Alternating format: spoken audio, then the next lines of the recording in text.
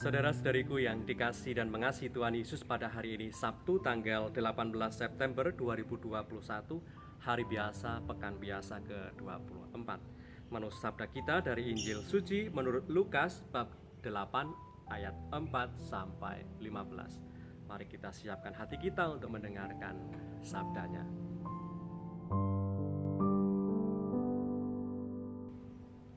Ketika orang banyak berbondong-bondong datang, yaitu orang-orang yang dari kota ke kota menggabungkan diri pada Yesus, berkatalah ia dalam suatu perumpamaan. Adalah seorang penabur keluar untuk menaburkan benihnya. Pada waktu ia menabur, sebagian benih itu jatuh di pinggir jalan, lalu diinjak orang dan burung-burung di udara memakannya sampai habis. Sebagian jatuh di tanah yang berbatu-batu, dan setelah tumbuh ia menjadi kering karena tidak mendapat air. Sebagian lagi jatuh di tengah semak duri, dan semak itu tumbuh bersama-sama dan menghimpitnya sampai mati. Dan sebagian jatuh di tanah yang baik, dan setelah tumbuh berbuah 100 kali lipat.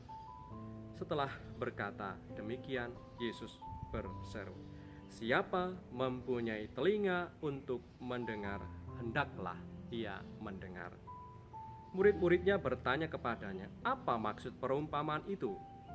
Lalu ia menjawab, "Kepadamu diberi karunia untuk mengetahui rahasia kerajaan Allah, tetapi kepada orang-orang lain hal itu diberitakan dalam perumpamaan, supaya sekalipun memandang mereka tidak melihat, dan sekalipun mendengar mereka tidak mengerti." Inilah arti perumpamaan itu. Benih itu ialah firman Allah. Yang jatuh di pinggir jalan itu ialah orang yang telah mendengarnya, kemudian datanglah iblis, lalu mengambil firman itu dari dalam hati mereka, supaya mereka jangan percaya dan diselamatkan. Yang jatuh di tanah yang berbatu-batu itu ialah orang yang setelah mendengar firman itu menerimanya dengan gembira, tetapi mereka itu tidak berakar, mereka percaya sebentar saja, dan dalam masa pencobaan mereka murtad. Yang jatuh dalam semak duri ialah orang yang telah mendengar firman itu, dan dalam pertumbuhan selanjutnya mereka terhimpit oleh kekhawatiran dan kekayaan dan kenikmatan hidup, sehingga mereka tidak menghasilkan buah yang matang. Yang jatuh di tanah yang baik itu ialah orang yang setelah mendengar firman itu menyimpannya dalam hati yang baik dan mengeluarkan buah dalam ketekunan. Demikianlah sabda Tuhan. Terpujilah Kristus.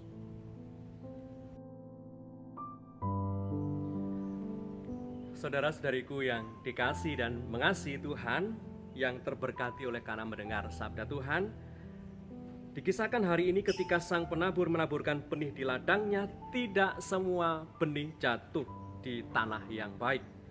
Hanya beberapa benih saja yang bisa menghasilkan buah limpah, yaitu benih yang jatuh di atas tanah yang baik, di atas tanah yang subur.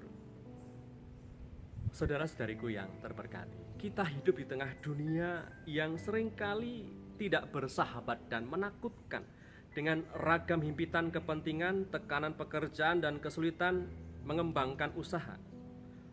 Dan kita lihat orang saling berlomba-lomba untuk mendapatkan banyak, bahkan dengan menjatuhkan sesamanya. Tidak peduli mereka mau menderita sengsara akibat ulahnya, yang penting aku mendapatkan apa yang aku inginkan.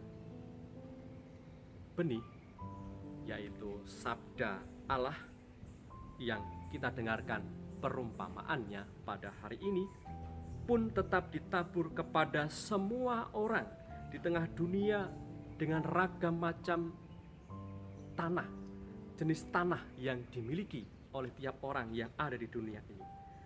Benih itu akan tumbuh bila suatu saat manusia ingat dan sadar akan siapa dirinya di hadapan Tuhan Allah dan sesama.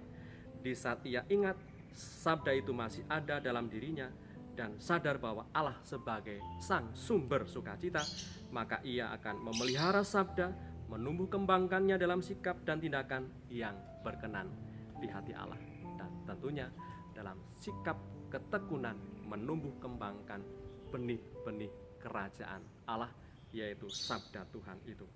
Maka saudara-saudariku yang terberkati, Tuhan Yesus tiada bosan dan selalu menaburkan benih sabdanya, seolah-olah tidak peduli lagi sikap batin kita itu seperti apa dan bagaimana. Sebagai sang penabur, Tuhan Yesus selalu punya harapan pada kita. Bila suatu saat kita ingat Tuhan, benih itu masih ada di hati kita dan kita bisa menumbuh suburkan benih sabda itu di dalam ketekunan. Marilah berdoa.